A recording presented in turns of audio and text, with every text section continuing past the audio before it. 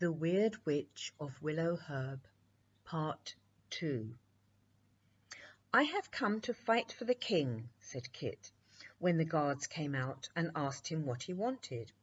And he looked such a fine, strong fellow that they took him to the king at once. "You have come in the very nick of time," said King Hurly-Burly, "for the commander-in-chief of the royal forces has overslept himself so often that I had him beheaded this morning, before he was even awake. The army is in consequence without a head, as well as a commander-in-chief. So if you will become their general, and invade the country of my neighbour, King Topsy-Turvy, I shall be much obliged to you." "Why have I got to invade the country of King Topsy-Turvy?" demanded Kit. The king pushed his crown onto the side, which he always did when he felt puzzled. "Now you come to mention it," he said, "I believe there was a reason, but for the life of me I can't remember what it was. However, the reason is of no importance." "Oh, yes, it is," interrupted Kit. "I can't possibly fight without a reason, you know." "That's awkward," said King Hurly-Burly. "Perhaps the army will know." And so he sent a message round to the barracks to ask the soldiers why they were going to war. But although the soldiers were all ready to begin fighting, they had not the least idea what the war was about. So the king's crown became more crooked than ever. "Won't it do if you invent a reason?" he asked Kit, for he could not help thinking how nice it would be to stay at home while his soldiers were being led to war by someone else. "You may marry the Princess Winsome if you come back victorious," he added as an afterthought. But Kit only shook his head, for he had never heard of the Princess Winsome, and he was not going to fight anybody without a very good reason for it. Then King Hurly-Burly had a brilliant idea. "Go and declare war on the enemy to begin with," he said, "and perhaps they will remember the reason."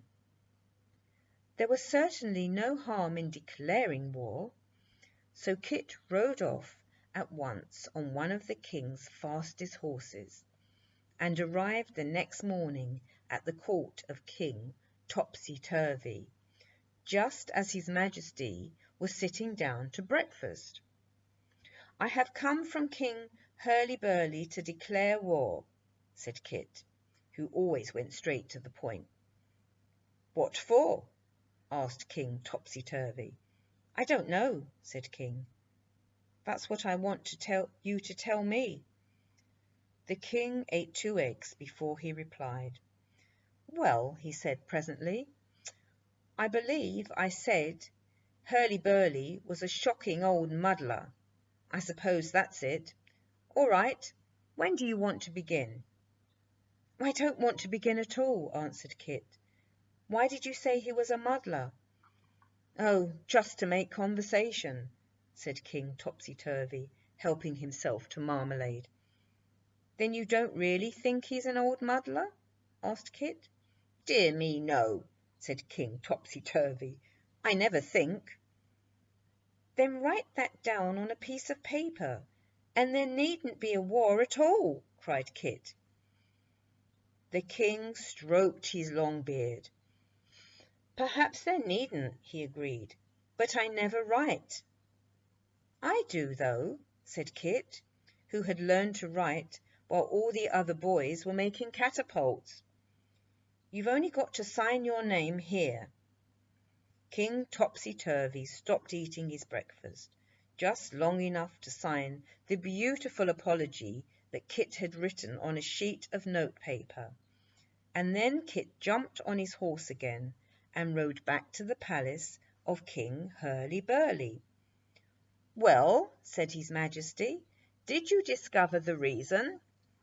"There wasn't a reason, and there isn't going to be a war," answered Kit, and he held out the beautifully written apology from King Topsy-Turvy. "What?" cried his Majesty in alarm. Do you mean to say you've stopped the war? Of course I have, said Kit, and I have come back victorious, as you can see. Now, didn't you say something about a princess? But, stammered the king, how am I to appease the army? The army has set its heart on a war. So had I, answered Kit sadly, but I never can find anything worth fighting about. Meanwhile, where is the princess? You have not won the princess, said King Hurly-Burly, who was now thoroughly cross. I believe you're a miserable coward. That is what the other boys say, answered Kit. It's not my fault. There's nothing to fight about. Will you please send for the princess? The princess has run away from home, so I can't send for her, said the king, irritably. She's shut up in an enchanted forest and surrounded with wild beasts and magic spells and giants. It is not at all a place for a princess to be in. But how am I to get her away? Why, exclaimed Kit, laughing, here is something for your army to do. Let it go and rescue the princess. Nothing would induce the army to go near the place, exclaimed the king sorrowfully. The army is too much afraid of being bewitched. Hooray! Shouted Kit, laughing more than ever. At last I have something I found, something brave that I can do. I will go and rescue the princess. So Kit the coward started on his travels once more, and no sooner did he get outside the city gates than he began to whistle his wonderful tune, and down swept all the birds of the air in their hundreds, and they flew in front of him as before, and led him to the very edge of the enchanted forest.